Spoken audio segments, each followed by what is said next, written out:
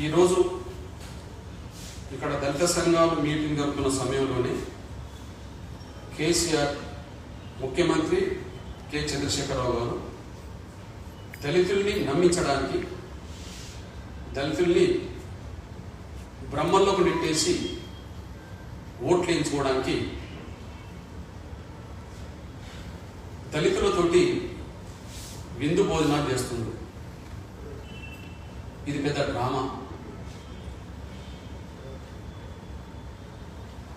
మీకు నిజాయితీ లేని ఈ విందులు, చిత్తశుద్ధి లేని నీ మాటలను దళిత సమాజం ఎట్టి పరిస్థితుల్లో నమ్మదు. నిజాయితీ లేని విందులు, చిత్తశుద్ధి లేని నీ హామీలు దళిత సమాజం ఎట్టి పరిస్థితులను నమ్మదు.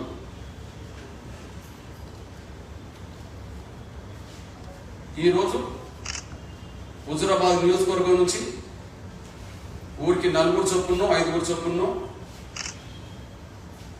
సమీకరించి ఏసీ బస్సుల్లో, ముందు పోలీసుల వాహనాల రక్షణ మధ్యలో ఏసీ బస్సులు తీసుకొచ్చారు. ఇవాళ ప్రగతి భవన్లో ఆ దళిత వర్గాలకు సంబంధించిన ప్రజలతోటి కేసీఆర్ గారు విందు చేస్తున్నాడు. అయితే నమ్మాలనా? నువ్వు ఏసీ బస్సులో తీసుకొచ్చి నువ్వు నీ పక్కన కూర్చుని పెట్టుకొని దళితులతో నువ్వు భోజనం చేస్తే 7 ఏళ్లుగా నువ్వు చేసిన మోసాలను మేము మర్చిపోవాలి. మమ్మల్ని మోసం చేస్తున్నది మీరే, మా అస్తిత్వాన్ని చంపుతున్నది మీరే, మా ఆత్మగౌరవాన్ని దెబ్బతీసేది మీరే, మా అభివృద్ధిని అడ్డుకునేది మీరే. 7 ఏళ్లలో ఇవన్నీ సాక్ష్యాలు మా దళిత హృదయాల్లో రగిలిపోతున్నాయి. మా అస్తిత్వాన్ని చంపింది మీరేనని, మా ఆత్మగౌరవాన్ని దెబ్బతీస్తున్నది మీరేనని, మమ్మల్ని మోసం చేస్తున్నది మీరేనని, మమ్మల్ని ఆర్థికంగా ఎదగకుండా అడ్డుకుంటున్నది మీరేనని సాక్ష్యాలు మా కళ్ళ ముందు కనిపిస్తున్నప్పుడు మా హృదయాలు రగిలిపోతున్నాయి. మా హృదయాలు రగిలిపోతే దానికి పరిష్కార మార్గం నువ్వు ఏసీ బస్సులో తీసుకొచ్చి మీ ఇంట్లో కూర్చుండ పెట్టుకొని నీ భోజనాలు చేస్తే మా రగిలిపోతున్న హృదయాలకు ఓదారు బాధేమన్నా? డ్రామాలు కట్టుబెట్టాలి. ఈ చీప్ ట్రిక్స్ ఏదైతున్నదో, వీళ్ళని ఏసీ బస్సులో తీసుకొచ్చి వీళ్ళతో కలిసి భోజనం చేస్తే ఈ దళితులందరూ నమ్మి నా వెనుక నిలబడతారు, నా కండ నిలబడతారు అనేది ఏదైతే భ్రమలు నువ్వు అనుకుంటున్నావో, భ్రమలు నువ్వు వెళ్తున్నావో అది కట్టిపెట్టు, నిజాయితీని ప్రదర్శించు. అంతే, అది కట్టిపెట్టు, నిజాయితీని ప్రదర్శించు. ఇకపోతే మిమ్మల్ని నమ్మమనడానికి ఎన్నైనా చెప్తాం. మా విషయంలో చెప్తాం, సమాజం విషయంలో కూడా చెప్తాం. మీ దృష్టికి ఒక విషయం తీసుకుంటున్నాను. ఎవరి మీద మీరు ద్వేషం పెంచుకుంటారో వాళ్ళ మీద మీరు అతి ప్రేమ ప్రదర్శిస్తారు. ఆర్టీసీ కార్మికులు సమ్మె చేస్తే వాళ్ళ మీద ద్వేషం పెంచుకున్నాడు. ఆర్టీసీ కార్మికులు సమ్మె చేస్తే వాళ్ళకి ద్వేషం పెంచుకున్నాడు. అనరాని మాటలు అన్నాడు, బెదిరింపులు చేశాడు, ల్యాడ్ చార్జీలు చేయించాడు, వాళ్ళ ఆత్మహత్యకు కారకుడయ్యాడు, వాళ్ళని అణిచివేసే ప్రయత్నం చేశాడు. కానీ తెలంగాణలో ఆర్టీసీ కార్మికుల మీద మద్దతు పెరుగుతున్న సమయంలో మళ్ళీ వాళ్ళను భ్రమలు కల్పించడానికి ఇంటికి పిలిపించుకొని విందు భోజనాలు కూడా చేశారు. ఇది విందు రాజకీయం. వాళ్ళ మీద ద్వేషం ఉన్నది, వాళ్ళకు సమాజం మద్దతు పెరుగుతున్న సమయంలో వాళ్ళను భ్రమల్లో నెట్టడానికి ఇంటికి పిలిచి ప్రగతి భవన్లో వాళ్ళతో కూర్చొని భోజనాలు చేశావు, విందు రాజకీయాలు చేశావు. ఆ రోజు ఇచ్చిన హామీలో ఒక్కటి కూడా అమలు చేయలేదు. విందు రాజకీయాలకి ఏం కొత్త కాదు. ఆర్టీసీ కార్మికులకు ఆ రోజు ఇచ్చిన 25 హామీల్లో 2 కూడా అమలు కాలేదు. ప్రతి సంవత్సరం బడ్జెట్లో 1000 కోట్ల రూపాయలు ఆర్టీసీ కోసం కేటాయిస్తా ఉన్నాడు. ఒక్క సంవత్సరం లేదే.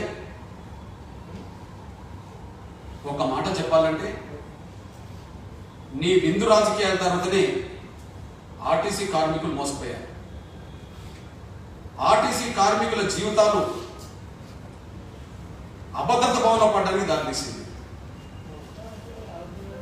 ఆర్టీసీ కార్మికులు నీ విందు రాజకీయాల తర్వాతనే అణిచివేత గురవుతున్నారు. అవి తట్టుకోలేక నేడు ఆత్మహత్యలు కూడా పాల్గొంటున్నారు. అణిచివేతను తట్టుకోలేక ఆర్టీసీ కార్మికులు ఆత్మహత్యలు కూడా పాల్పడుతున్నారు. అంటే నీ విందు రాజకీయాలు కొత్త ఏం కాదని, నువ్వు దగ్గర తీసుకున్నట్టుగానే తీసుకొని వాళ్ళని మోసం చేస్తావనే విషయాన్ని ఇంతకుముందే రుజువు అయిపోయింది. అదే సమయంలో గుర్తు చేస్తున్నాను, ఎందుకని నమ్మాలి? మమ్మల్ని మోసం చేసింది నిజమే కదా. 12 సంవత్సరాలు నమ్మించి దళితులు లేని ముఖ్యమంత్రి అవుతారని చెప్పి తీరా తెలంగాణ వచ్చిన మొదటి రోజు నువ్వే ఆ కుర్చీలో కూర్చున్నావు కదా. అంటే మీరు మమ్మల్ని మోసం చేయలేదని నమ్మాలా? ప్రతి దళిత పేద కుటుంబానికి, వ్యవసాయ కూలికి సంబంధించిన ప్రతి పేద కుటుంబానికి 3 ఎకరాల చొప్పున భూ పంపిణీ చేస్తామని చెప్పి 119 నియోజకవర్గాల్లో ఎన్నికల ప్రచారం చేసుకొని ఓట్లు వేయించుకున్న మీరు 7 ఏళ్లలో 7,000 మంది కూడా పంపిణీ చేయలేదని చెప్పి మోసం చేసినందుకు నమ్మాలా? లేదా మీరు మోసం చేయలేదని అనుకోవాలా? పంచిన భూమి గోరంతా కూడా లేదు, కానీ మా నుంచి అసైన్మెంట్ భూములు లాక్కున్నది కొండంత. మీరు మాకు పంచిన భూమి గోరంతా కూడా లేదు.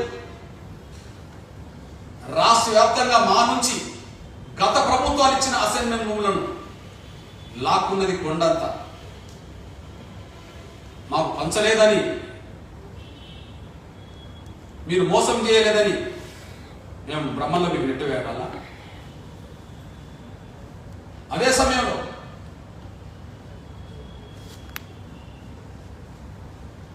మా అస్తిత్వాన్ని రాజకీయంగా చంపాడు. మొదటి 5 ఏళ్ళు దళితులకు ఉప ముఖ్యమంత్రి హోదాలో ఉన్నది, కానీ ఇప్పుడు ఆ ఉప ముఖ్యమంత్రి హోదే మా దళితులకు లేదు. అంటే 2వ స్థానంలో దళితుల్ని ఉండనివ్వడం కూడా నీకు ఇష్టం లేదు. మొదటి స్థానం ఎట్లాగో మమ్మల్ని మోసం చేసి నువ్వే గుంజుకున్నావు. మొదటి 5 ఏళ్ళు మమ్మల్ని భ్రమలు పెట్టడానికి 5 ఏళ్ళు ఉప ముఖ్యమంత్రి హోదా కల్పించారు, కానీ ఇప్పుడు నీ 2వ పరిపాలనలో ఆ హోదే రద్దయిపోయింది. నీ 2వ పరిపాలనలో మా హోదే రద్దయిపోయింది. అంటే మా అస్తిత్వాన్ని చంపేశారు, మా ప్రాతినిధ్యాన్ని చంపేశారు. పక్క రాష్ట్రమైన ఆంధ్రప్రదేశ్లో 5 దళిత మంత్రులు ఉన్నారు, ఒక ఉప ముఖ్యమంత్రి ఉన్నారు. పక్క రాష్ట్రమైన కర్ణాటక, తమిళనాడులో 5, 6 రాష్ట్ర మంత్రులు ఉన్నారు. అక్కడ నుంచి కేంద్ర మంత్రులు కూడా ఉన్నారు, మా వర్గాలకు సంబంధించిన వాళ్ళు. కేంద్ర మంత్రులు కూడా ఉన్నారు కర్ణాటక, తమిళనాడు నుంచి.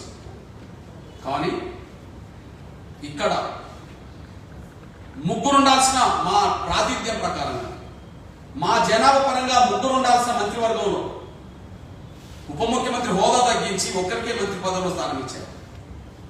ఆనాడు మాదిగలుకుంటే మా మాల సోదరులకు లేదు. ఇప్పుడు మా మాల సోదరులకు గౌరవాన్ని తగ్గించి ఇచ్చినా కూడా మాదిగలకు ప్రాతినిధ్యం లేదు.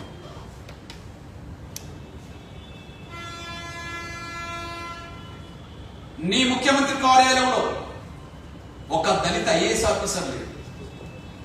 నీ కార్యాలయానికి మా దళిత ఆఫీసర్లు అంటరానివాళ్ళైపోయారు. నీ ముఖ్యమంత్రి కార్యాలయానికి మా దళిత ఆఫీసర్లు అంటరానివాళ్ళైపోయారు. నీ సలహా మండలిలో ఒక దళితుడు లేదు.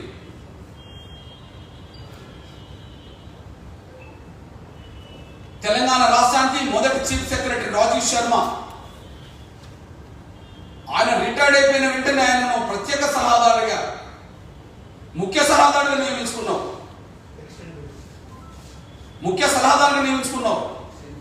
ఎక్స్టెన్షన్ ఇచ్చి తర్వాత ఆయన గౌరవించి సన్మానం చేసి ముఖ్య సలహాదారుగా నియమించుకున్నావు. కానీ 2వ చీఫ్ సెక్రటరీగా ఉండబడే మా దళిత ప్రదీప్ చంద్ర గారిని, ఆయన 9 నెలలు చేయాల్సిన చీఫ్ సెక్రటరీ పదవి కాలాన్ని 6 నెలలు తగ్గించి మళ్ళీ ఎక్స్టెన్షన్ చేయకుండా కనీసం రిటైర్మెంట్ అయిన రోజు కనీసం ఆయనను గౌరవించకుండా ఆయన ఇంటికి పంపించారు.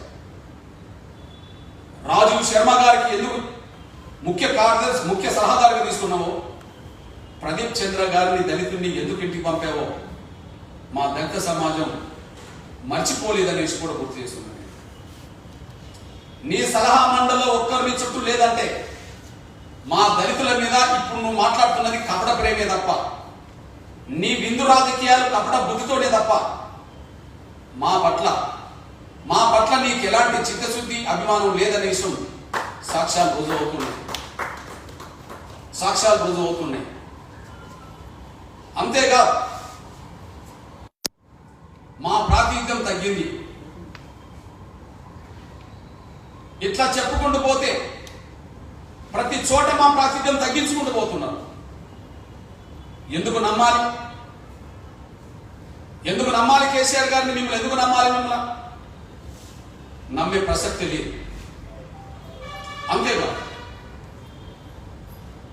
అంతేకాదు ఒక విషయం గుర్తు చేస్తున్నాను నేను. మీరు ఆత్మగౌరవ భవనాల పేరుతో హైదరాబాద్ కేంద్రమైన హైటెక్ సిటీ నుంచి మొదలుకుంటే హైదరాబాద్ చుట్టూ కూడా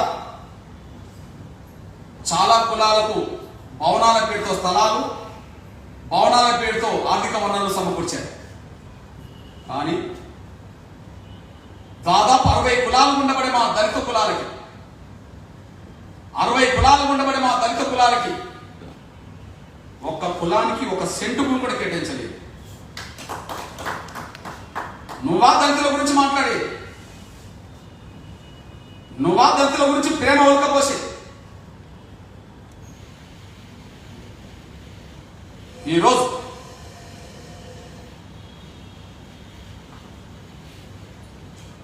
కేసీఆర్ గారికి ఆత్మ పరిశీలన చేసుకోమని గుర్తు చేస్తున్నాం. ఆత్మ వంచన చేసుకోవద్దని చెప్తున్నాం. ఆత్మ వంచన చేసుకొని ఇట్లాంటి ప్రకటనలు చేస్తే నీ మోసాల చిట్టలో మరొకటి పెరుగుతాయి. ఆత్మ వంచన చేసుకొని నువ్వు ఇట్లాంటి ప్రకటనలు చేస్తే నీ మోసాల చిట్టలో ఈ దళిత బంధు ఒకటి అవుతుంది. ఆత్మ పరిశీలన చేసుకుంటే, ఆత్మ విమర్శ చేసుకుంటే తప్పులు సరిదిద్దుకొని ఇక ముందైనా ఈ దళితుల కోసం ఏదైనా చేయడానికి దారితీస్తుంది. ఇక ముందైనా దళితుల కోసం చేయడానికి దారితీస్తుంది. ఇక ముందైనా చేయమని విజ్ఞప్తి చేస్తున్నాం. అంతే, ఇక ముందైనా చేయమని విజ్ఞప్తి చేస్తున్నాం. అందువల్ల సూటిగా చెప్తున్నాం, నోటిఫికేషన్ కంటే ముందు 1 కాదు 10 అంశాలు తేలాలి. నోటిఫికేషన్ కంటే ముందు 1 అంశం కాదు 10 అంశాలు తేలాలి. నిన్ను ఊరికే మనం నమ్మం. ఎందుకు నమ్మమంటే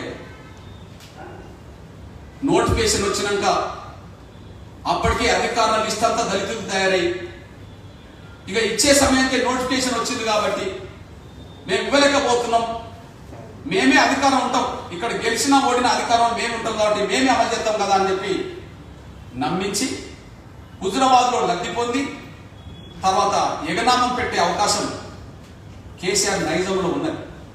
దానికి నేను సాక్ష్యం చెప్తున్నా. నేను గ్రేటర్ హైదరాబాద్ కేంద్రంలోనే ఇప్పుడు ప్రెస్ మీట్ పెడుతున్నా. పోయిన జిహెచ్ఎంసీ ఎన్నికల్లో వరదలు తీవ్రంగా వచ్చినప్పుడు వరద బాధితుల కోసం కేసీఆర్ గారు మాట్లాడింది ఏందో సమాజం మర్చిపోలేదు.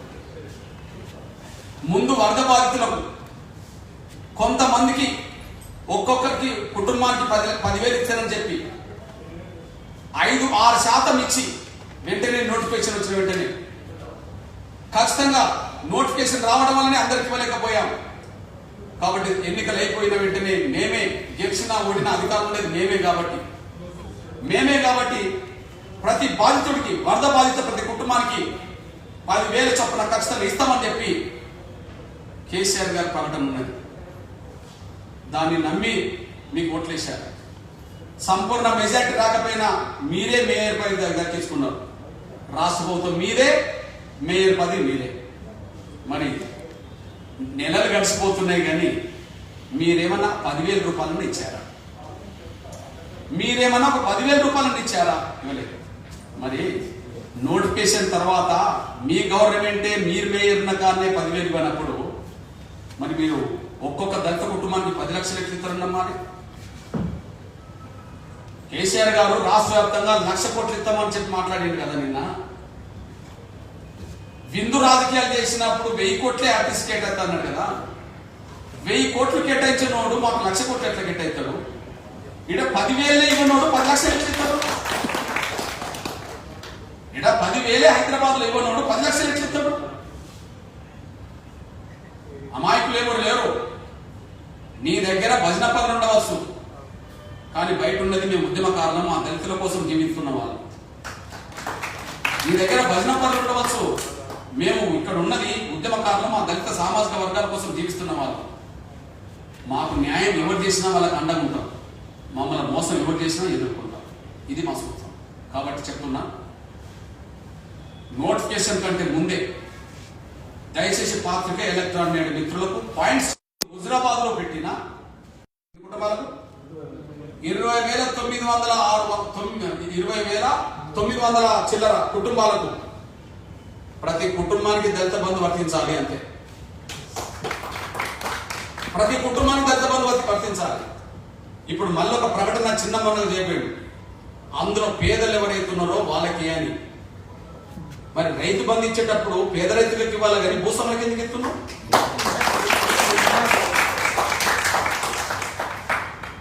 రైతు బంధు ఇవ్వాలనుకున్నప్పుడు పేద రైతులకి ఇవ్వాలి కదా. ఎకరమో 2 ఎకరాలు 3 ఎకరాలు 4 ఎకరాలు 5 ఎకరాల రైతులకు ఇవ్వాలి కదా. 50 ఎకరాలు 100 ఎకరాలు 1000 ఎకరాల భూస్వాములకు ఎందుకు ఇస్తున్నాం?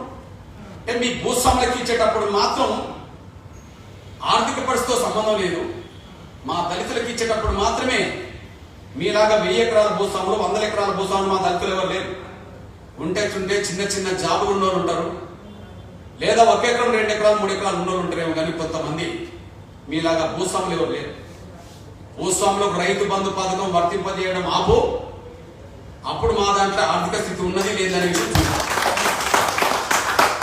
నువ్వు రైతు బంధు పథకం నుంచి భూస్వాములకు ఇచ్చేది ఆపనంత కాలం ప్రతి దళిత కుటుంబానికి ఆర్థిక స్థితితో సంబంధం లేకుండా ఇవ్వాల్సిందే. ఇది మా డిమాండ్. ఇది ఎప్పుడు మొదలు పెడతామో స్పష్టం చేయాలి. ఎన్నికల నోటిఫికేషన్ వస్తుందనే విషయం మీకు ముందే తెలుసుంటది. వారం 10 రోజుల ముందే హుజరాబాద్ నియోజకవర్గంలో ఉండబడే ప్రతి దళిత కుటుంబానికి 10 లక్షల చొప్పున పంపిణీ జరగాలి. మీరు ఆ 10 లక్షల రూపాయలు ఏ పథకానికి వర్తిస్తున్నాయన్న మాట మీరు దాన్ని జోడించలేరు కదా. ఆ 10 లక్షల రూపాయలు ఏ పథకానికి జోడిస్తున్నామనే మీరు చెప్పట్లేదు కదా.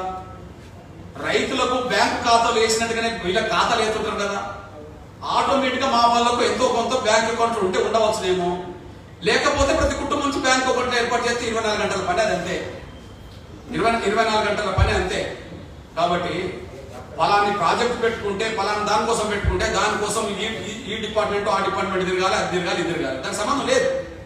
డైరెక్ట్ వాళ్ళ ఖాతాలోకే జమ చేస్తామంటారు. కాబట్టి వెంటనే మీరు మొదలుపెట్టిన 24 గంటలు అందరికీ ఇవ్వచ్చు. కాబట్టి ఎప్పుడు మొదలు పెడుతున్నారో చెప్పాలి. వారం రోజులకు ముందే, నోటిఫికేషన్ వారం రోజుల ముందే మొత్తం పూర్తి చేయాలి. సేమ్ టైం మీరే రాష్ట్రానికి ఎక్స్టెండ్ అంటున్నాం కాబట్టి, మీరు రాష్ట్రానికి మొత్తం అంటున్నారు కాబట్టి మీ దృష్టికి ఒక విషయం తీసుకొస్తున్నాం. 100% అక్కడ అమలు చేస్తే మీరు రాష్ట్ర వ్యాప్తంగా అమలు చేయడానికి మేము 100 రోజులు టైం ఇస్తాం. 100% అమలు చేస్తే రాష్ట్ర వ్యాప్తంగా అదే పథకాన్ని అమలు చేయడానికి 100 రోజులు టైం తీసుకుంటాం. అంటే 100 రోజుల్లో రాష్ట్రంలో ఉండబడే 118 నియోజకవర్గాల్లో ఈ దళిత బంధు పథకాన్ని సంపూర్ణంగా పూర్తి చేయాలి. ముందు మీకు దళిత బంధు పథకం విషయంలో కన్ఫ్యూజన్ నుంచి మీరు బయటపడండి. దేని నుండి? కేసీఆర్ గారు కన్ఫ్యూజన్ లో ఉన్నాడు, క్లారిటీగా లేడు. కన్ఫ్యూజన్ లో ఎట్లున్నాడో ఒక అంశం చెప్తున్నాను. ముందు దళిత సాధికారత సమావేశంలో 119 నియోజకవర్గాలకు లబ్ధిదారులను ఒక్కొక్క నియోజకవర్గానికి 100 మంది చొప్పున సెలెక్ట్ చేసి 119 నియోజకవర్గాల్లో ఉన్న వాళ్ళందరికీ 10 లక్షల చొప్పున ఇస్తాము, పైలట్ ప్రాజెక్ట్ గా హుజరాబాద్ లో దీన్ని ప్రారంభిస్తాము అన్నారు. అంటే హుజరాబాద్ లో లబ్ధిదారుల సంఖ్య 100, మిగిలిన 118 నియోజకవర్గాల్లో లబ్ధిదారుల సంఖ్య 100. అక్కడ తేడేం లేదు కదా. కానీ రెండో దశకు వచ్చేటప్పటికి అన్ని నియోజకవర్గాల్లో 100 మంది పోయింది. అదే సమయంలో హుజరాబాద్ లో కూడా 100 మంది పోయింది. అసలు హుజరాబాద్ నియోజకవర్గంలో 100% 20,000 కుటుంబాలకు దళిత బంధు పథకం వర్తిస్తామని మళ్ళీ మీరు చెప్పేశారు. దానికి 2,000 కోట్లు అన్నారు మళ్ళీ మీరే. అంటే 1,200 కోట్ల రూపాయలు రాష్ట్రానికి, ఒక అసెంబ్లీ నియోజకవర్గానికి 2,000 కోట్ల రూపాయలు అన్నారు. మూడో దశకు వచ్చినప్పటికీ రాష్ట్ర వ్యాప్తంగా అమలు చేయడానికి 1,00,000 కోట్లైనా కేటాయిస్తాము అన్నారు. మళ్ళీ అక్కడ మళ్ళీ కన్ఫ్యూజన్ ఏంటంటే, మొదటి ప్రాజెక్టు ప్రకారంగా అన్ని నియోజకవర్గాలు 100 కోట్లు అయినప్పుడు, మీరు రెండో నిర్ణయం ప్రకారం ఒక నియోజకవర్గానికి 2,000 కోట్లు అన్నప్పుడు మిగిలిన 118 నియోజకవర్గాలకు కూడా అదే 2,000 కోట్లు కేటాయించాల్సి వస్తుంది కదా. మొదటి ప్రాజెక్టు ప్రకారంగా లబ్ధిదారుల సంఖ్య ప్రతి నియోజకవర్గం 100 మందిని చూశారు. నీ రెండో దశకు వచ్చినప్పటికీ నువ్వు 2,000 కోట్లు ఒక నియోజకవర్గానికి అన్నారు. మరి 2,000 కోట్ల రూపాయలు ఆ హుజరాబాద్ నియోజకవర్గం అయిందా? ఇప్పుడు ఇన్సూరెన్స్ గా ప్రతి నియోజకవర్గం 2,000 కోట్లు ఇవ్వాల్సిందే కదా లెక్క ప్రకారంగా. ఆ లెక్క చూస్తే మొత్తం 119 నియోజకవర్గాలకు గాను 238 కోట్ల రూపాయలు ఖర్చు వస్తాయి. 2,38,000 కోట్ల రూపాయల ఖర్చు వస్తుంది. కాబట్టి నువ్వు మొదట అన్నదో 100 మంది, రెండోసారి వచ్చేవాడికి 2,000 కోట్లు, నువ్వు అన్న 1,00,000 కోట్లకు కూడా మన కన్ఫ్యూజన్. ఎందుకంటే అది 2,38,000 కోట్ల ఖర్చు వస్తుంది. కాబట్టి నువ్వు కన్ఫ్యూజన్ నుంచి నువ్వు బయటపడి ఒక క్లారిటీకి వస్తే, ఎక్కడ హుజరాబాద్ లో అయితే 2,000 కోట్ల రూపాయలు ఖర్చు పెడుతున్నావు అంటున్నావు, ప్రతి అసెంబ్లీ నియోజకవర్గానికి 2,000 కోట్ల రూపాయలు ఖర్చు పెట్టాలి. అది 100 రోజుల్లోనే పూర్తి చేయాల్సిన బాధ్యత మీ మీద ఉంటుంది. దీని మీద స్పష్టమైన ప్రకటన చేయాలని చెప్పి నేను డిమాండ్ చేస్తున్నాను. ఇకపోతే నోటిఫికేషన్ కంటే ముందే, ఎన్నికలకు వెళ్ళడానికంటే ముందే మంత్రివర్గంలో మా దళితుల ప్రాతినిధ్యం పెంచాల్సిందే. మంత్రివర్గం మీ దొరల ఆధిపత్యానికి కేంద్రంగా నిలయంగా ఉంటే మేము చూస్తూ ఊరుకోలేము. మంత్రివర్గం మీ దొరల ఆధిపత్యానికి నిలయంగా ఉంటే మేము చూస్తూ ఊరుకోలేము. వేలమా రెడ్డి 2 కులాలు అయినప్పుడు మాలా మాదిగలతో పాటు మేము 59 కులాలు ఉన్నాం. 59 కులాల పక్షాన ఒకరే ఎన్నుకుంటారు. 2 వెలమారెడ్డి కులాల తరఫున 10 మంది ఎన్నుకుంటారు. వాటి స్పష్టం చేస్తున్నాం. మా మంత్రిగా కొనసాగుతున్న మా కొప్పుల ఈశ్వర్ గారికి ఉప ముఖ్యమంత్రి హోదా ప్రమోట్ చేయాల్సిందే. ఇప్పటికే కొనసాగుతున్న మా మంత్రికి, ఎందుకంటే గత 5 ఏళ్ళు మాకు ఉప ముఖ్యమంత్రి పదవి ఉన్నది, ఇప్పుడు ఈ మధ్య లేదు కనుక కొప్పుల ఈశ్వర్ గారికి వెంటనే ఉప ముఖ్యమంత్రి హోదాలో మళ్ళీ కూర్చొని పెట్టాల్సిందే. 2 మాదిగలు మాదిగ ఉపకులాల నుంచి ఖచ్చితంగా 1 మీరిస్తాన్న రసమైకి మంత్రివర్గంలో స్థానం కల్పించండి. 2 మిగిలిన దళిత ఎమ్మెల్యే నుంచి, మాదిగ ఎమ్మెల్యే నుంచి, ఉపకులాల నుంచి ఇంకొకరికి అవకాశం ఇవ్వండి. మళ్ళీ చెప్తున్నాం, కొప్పుల ఈశ్వర్ గారికి ఉప ముఖ్యమంత్రి పదవి ఇవ్వాలి. ఇంకా 2కి మా దళితుల నుంచి మంత్రివర్గ స్థానం కల్పించాలి. ఇది ఎన్నికల నోటిఫికేషన్ కంటే ముందే ప్రకటన చేయాలని చెప్పి నేను డిమాండ్ చేస్తున్నా. 3వది, 3 ఎకరాల భూ పంపిణీ కోసం ప్రతి సంవత్సరం బడ్జెట్లో 3 ఎకరాల భూ పంపిణీ కోసం ప్రతి సంవత్సరం బడ్జెట్లో 25,000 కోట్ల రూపాయలు ఖర్చు పెట్టే విధంగా నువ్వు ముందుకు రావాలి. ఇప్పుడు 10 లక్షల రూపాయలు ఇస్తానే పేరుతో 3 ఎకరాల భూ పంపిణీ ఆ నినాదాన్నే మరుగునపరచడానికి కుట్రలు చేస్తే మేము అంగీకరించాం. 3 ఎకరాల భూ పంపిణీ యథావిధిగా సాగాల్సిందే. నువ్వు దళిత బంధు పథకాన్ని నువ్వు అనుకున్నట్టుగా మేము చెప్తున్నట్టుగా అది అమలు జరగాల్సిందే. వాటి దళిత బంధు పథకం ముసుగులో 3 ఎకరాల భూ పంపిణీ అనే అంశాన్ని పక్కన పెడితే మా జీవితాలే భూమితో ముడిపడి ఉన్నాయి కనుక 180% మా దళితులు కూలీలు కనుక, వ్యవసాయ కూలీలు కనుక మా జీవితాలే భూమితో ముడిపడి ఉన్నప్పుడు భూ సమస్య మాకు పరిష్కారం ముఖ్యం కనుక ఖచ్చితంగా 3 ఎకరాల భూ పంపిణీ కోసం ప్రతి బడ్జెట్ లో 25,000 కోట్ల రూపాయలు ఖచ్చితంగా కేటాయించాల్సిన అవసరం కూడా మేము డిమాండ్ చేస్తున్నాం.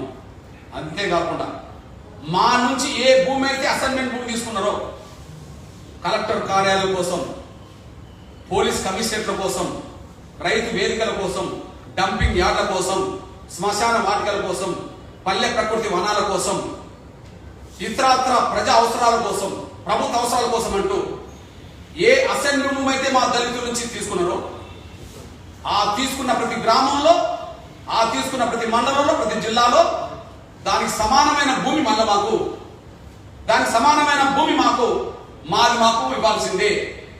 అది కూడా మేము డిమాండ్ చేస్తున్నాం. అది కూడా నోటిఫికేషన్ లోపే తేల్చాల్సిన అవసరం ఉన్నదని చెప్పి మేము గుర్తు చేస్తున్నాం. నోటిఫికేషన్ కంటే ముందే మీ ముఖ్యమంత్రి కార్యాలయంలో ఉండబడే దళిత ఐఏఎస్ ఆఫీసర్ల సంఖ్య ఎంతో తేలాలి. నోటిఫికేషన్ కంటే ముందు 2-3 ముఖ్యమంత్రి కార్యాలయంలో మా వాళ్ళని పెట్టాలి. ఏదన్నా మా కోసం తీసుకునే నిర్ణయం అమలు జరగాలంటే మా ఆఫీసర్లు అక్కడ ఉండాలి. ఆ విధంగా గత ప్రభుత్వాలు అమలు చేసినాయి. ఆ విధంగా గత తెలుగుదేశం ప్రభుత్వం, గత కాంగ్రెస్ ప్రభుత్వము మా దళిత ఐఏఎస్ ఆఫీసర్లను కీలకమైన స్థానంలో ముఖ్యమంత్రి కార్యాలయంలో కూర్చుండబెట్టారు. అది తెలుగుదేశం కూర్చుండబెట్టింది, కాంగ్రెస్ కూడా కూర్చుండబెట్టింది, మా వాళ్ళని కూర్చుండబెట్టింది. కానీ నువ్వు వచ్చినాకనే మా వాళ్ళని దూరం పెట్టేశా. ఇంటికి పిలిచి భోజనం పెట్టే కాదు, నీ కార్యాలయంలో మా దళిత ఆఫీసర్లు ఎందుకో లేదో చెప్పు. కాబట్టి ముఖ్యమంత్రి కార్యాలయంలో వెంటనే మా దళిత ఐఏఎస్ ఆఫీసర్లను నియమించాలి. నీ చుట్టుండబడే సలహా మండలిలో మా దళిత అధికారులను, మా దళితుల నుంచి ఎదిగిన మేధావి వర్గాన్ని, రిటైర్డ్ మా దళిత అధికారులు ఉన్నారు, చాలా మంది ఉన్నారు. అగ్రకులాల ఆఫీసర్లు రిటైర్మెంట్ అవుతే వాళ్ళు అందులోనే మళ్ళీ కొనసాగుతున్నారు. కొత్త పోస్టులు క్రియేట్ చేసి వాళ్ళకి ఇస్తున్నారు. చాలా డిపార్ట్మెంట్లు ఆ విధంగా ఉదాహరణ చెప్పవచ్చు. వెలమ రెడ్డికి సంబంధించిన ముఖ్యంగా బ్రాహ్మణ ఆఫీసర్లకు సంబంధించిన వాళ్ళు రిటైర్డ్ అవుతున్నామో వాళ్ళు మళ్ళా అదే స్థానంలో నిలబడుతున్నారు. కొత్త పోస్టులకు రిక్రూట్ అవుతున్నారు. కానీ మా దళిత ఆఫీసర్లు ఎక్కడ రిటైర్మెంట్ అయినా కూడా వాళ్ళు ఇంటికి పంపబడుతున్నారు. కాబట్టి మీ సలహా మండలిలో కూడా మా దళిత ఆఫీసర్ల నుంచి రావాలి, మా దళిత మేధావర్గం నుంచి కూడా రావాలి. వెంటనే ఆ విషయాన్ని వెంటనే ప్రకటన చేయాల్సిందిగా మేము డిమాండ్ చేస్తున్నాం. అదే సమయంలో తెలంగాణ యూనివర్సిటీలలో మా బీసీల సంఖ్య పెరగాలి. తెలంగాణ పబ్లిక్ సర్వీస్ కమిషన్లో మా దళితుల సంఖ్య పెరగాలి. ఒక్క మాట చెప్పాలంటే, మీరు నియమించే ప్రతి నియామకంలో మీరు ఎన్ని రకాలుగా నియామకాలు చేపడతారో ప్రతి నియామకాల్లో 18% వాటా, అన్ని నియామకాల్లో మా 18% వాటకు గ్యారెంటీ ఉండాలి. ఆ గ్యారెంటీ ఏందో ఖచ్చితంగా నోటిఫికేషన్ కంటే ముందే విస్పష్టమైన ప్రకటన, దానికి అనుగుణమైన ఆదేశాలు లిఖితపూర్వకంగా ఉండాలని చెప్పి మేము డిమాండ్ చేస్తున్నాం. ఇకపోతే మా దళిత వర్గాలను మీరు అంటరానివాలుగా చూస్తున్నారని సాక్ష్యమే మాకు హైదరాబాద్ లో ఆత్మగౌరవ భవనాలు లేకుండా చేయడం. ఇప్పుడు మేము ఎక్కడ అడుగుతున్నామంటే, వెలమలకు దళితులు అంటరానివాలు కాదనుకుంటే, వెలమల దృష్టిలో, కేసీఆర్ దృష్టిలో దళితులు అంటరానివాలు కాదనుకుంటే, వెలమలు దళితులు సమానమే ఆ స్థాయికి తీసుకురాని మనసులో ఉంటే సూటిగా అడుగుతున్నా, మీ వెలమల భవనం కోసం ఏ హైటెక్ సిటీలు అయితే 5 ఎకరాలు ఇచ్చావో, మీ వెలమల భవనం చుట్టే మాకు ప్రతి కులానికి 5 ఎకరాలు ఇవ్వాల్సిన బాధ్యత మీ మీద నెట్టబడదని కూడా మీరు 5 ఎకరాలు ఉంటే వెలమ భవనం చుట్టే హైటెక్ సిటీలో ప్రతి దళిత కులానికి 5 ఎకరాలు అనివ్వండి. లేదా మీరు 5 ఎకరాలు తగ్గించుకొని 1 ఎకరానికి పరిమితం కండి. 5 ఎకరాలు తగ్గించుకొని 1 ఎకరానికి మీరు పరిమితం కండి. దాని చుట్టే కులానికి మాకు 1 ఎకరం. హైటెక్ సిటీలోనే మా దళిత కులాలు 60 కులాలు ఉంటే 60 కులాలకు ఎకరాన్ని చెప్పునే మాకు 60 ఎకరాలు అక్కడ కేటాయించాలి. మేము అంటరాని వాళ్ళము మీతో సమానంగా ఎదగడానికి అవకాశం ఉన్నదో మా భవనాల కేటాయింపులోనే వెళ్తుంది. కాబట్టి మా భవనాల కేటాయింపు కూడా మేము కోరుతున్నాం. ఇప్పటి వరకు మాకు కేటాయించకపోవడం మా మీద చిన్న చూపు నిదర్శనమే. మీరు అన్ని కులాల భవనాలు కేటాయించారు, మీరు హైదరాబాద్ కేటాయించారు, హైదరాబాద్ చుట్టూ కేటాయించారు. కానీ ఒక దళితులకు మాత్రమే 1 సెంటు భూమి కేటాయించలేదు. కాబట్టి మా పట్ల ఎంత చిన్న చూపు, మమ్మల్ని ఎంత చిన్న చూపుతుందో అయితే ఇది రోజు అవుతుంది. కాబట్టి మేము అడుగుతున్నాం, హైటెక్ సిటీలో వెలమలకు ఉన్న చోటనే మా దళితుల్లో ఉన్న ప్రతి కులానికి అక్కడ ఆత్మగౌరవ భవనాలు ఉండాలా లేదనే విషయం ముందు తెలుసుకొని వెంటనే ప్రకటన చేయాలి. వెంటనే మా భవనాలకు కూడా స్థలం అక్కడనే హైటెక్ సిటీలోనే మాకు కేటాయించాలి. మేము స్పష్టంగా చెప్తున్నాం, వెలమలకు హైటెక్ సిటీలో ఉంటే దళితులకు కూడా హైటెక్ సిటీలోనే ఉండాలి. మా దళితులకు వేరే చోట కేటాయిందామన్నా కూడా మేము అంగీకరించే ప్రసక్తే లేదు. ఈ విషయాన్ని మేము 100% నోటిఫికేషన్ కంటే ముందే ఇవన్నీ తేల్చాలని చెప్పి మేము డిమాండ్ చేస్తున్నా. దీన్ని పట్టించుకోకుండా మీరు ఇట్లాంటి విందులు చేసినా, మీరు పట్టించుకోకుండా ఏసీ వాహనాలు తీసుకొచ్చి ఇంట్లో కూర్చున్నట్టు మాట్లాడుకున్నా ఎవరు నమ్మే ప్రసక్తి లేదని కూడా మేము స్పష్టం చేస్తూ, దీని మీద కేసీఆర్ గవర్నమెంట్కు 48 గంటలు టైం ఇస్తున్నాం. దీని మీద కేసీఆర్ గవర్నమెంట్కు 45 గంటలు టైం ఇస్తున్నాం. ఇవాళ 26వ తారీఖు, 28 సాయంత్రం వరకు టైం ఇస్తున్నాం. 27 తారీఖు లోపు మేము చెప్పిన డిమాండ్ల మీద నోటిఫికేషన్ రాకముందు ఏ స్పందన వస్తుందో తెలుసుకొని, స్పందన అనుకూలమైతే మేము ఒక విషయం మా సోదరు చెప్పినట్టుగా చెప్తున్నాం. చేసిన మోసాలకు, నువ్వు ఇంతకాలం అణచివేసిన దానికి నువ్వు నిజంగా ఆత్మపరిశీలన చేసుకొని తప్పుకుంటూ భవిష్యత్తులో చేసే నిర్ణయమైనా సరే 100% అమలు చేస్తే మిమ్మల్ని మేము శత్రువుగా చూడాల్సిన అవసరం లేదు.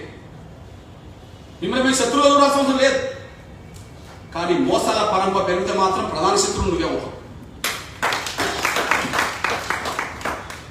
మోసం చేసినప్పుడు సర్దిద్దుకున్నాడు అనుకో, తప్పు చేసినప్పుడు సర్దిద్దుకున్నారనుకో, మేము పరివర్తన కోరుతామే తప్ప ప్రతీకారం కోరుకోం. మేము మారాలని కోరుకుంటాం, మా భవిష్యత్తుకు మేలు జరగాలని కోరుకుంటామే తప్ప మేము ప్రతీకారం కోరుకోం. అందువల్ల మేము నోటిఫికేషన్ కంటే ముందు ఏమేమి తేల్చాలన్నామో వాటన్నిటిని తెలిస్తే మిమ్మల్ని మేము శత్రువులు చూడాల్సిన అవసరం మాకు లేదు. కానీ ఇన్ని చేసిన మోసాల్లో ఇది కూడా మోసానికే ఉపయోగించుకుంటే, ఇది కూడా భ్రమ పెట్టడానికే ఉపయోగించుకుంటే నువ్వే మా ప్రధాన శత్రువు అవుతావు. ఆ ప్రధాన శత్రువు అవుతే ప్రధాన శత్రువును ఓడించమని మేము పిలుపునివ్వాల్సి వస్తుంది. కాబట్టి మా కార్యాచరణ ఎలా ఉండాలనే విషయంలో 48 గంటల్లో మీ నుండి వచ్చే స్పందనను బట్టి, 48 గంటల్లో కేసీఆర్ గవర్నమెంట్ వచ్చే స్పందన బట్టి మేము 28వ తారీఖు నాడే మా సోదరుడి ఆమోదంతో, మా సోదరులందరి ఆమోదంతో ఇప్పుడు మేము హైదరాబాద్లో ఉండే ప్రధాన నాయకత్వం మాత్రమే సిట్టింగ్ చేస్తున్నాం. గత 3-4 రోజులుగా అది రాష్ట్ర స్థాయి నాయకత్వం కావచ్చు, జాతీయ స్థాయి నాయకత్వం కావచ్చు, కానీ హైదరాబాద్లో ఉండబడే ప్రధాన నాయకత్వం మాత్రమే సిట్టింగ్ చేస్తున్నాం. కాబట్టి మేము 28వ తారీఖు నాడు అన్ని దళిత సంఘాల ఉమ్మడి రాష్ట్ర సమావేశాన్ని, అన్ని దళిత సంఘాల ఉమ్మడి రాష్ట్ర సమావేశాన్ని 28వ తారీఖు నాడు మేము హైదరాబాద్లో పెడతాం. 28 సాయంత్రం, అంటే సాయంత్రం వరకు తెలుస్తుంది కాబట్టి 28 తారీఖు నాడు వరకు సాయంత్రం వరకు పెడతాం. ఉదయం నుంచి సాయంత్రం జరుపుకుంటాం. అప్పటి వరకు కేసీఆర్ గవర్నమెంట్ మీద వచ్చే స్పందనను బట్టి మా భవిష్యత్ వైఖరి ఎలా ఉండాలనే విషయంలో మేము స్పష్టం చేస్తున్నాం.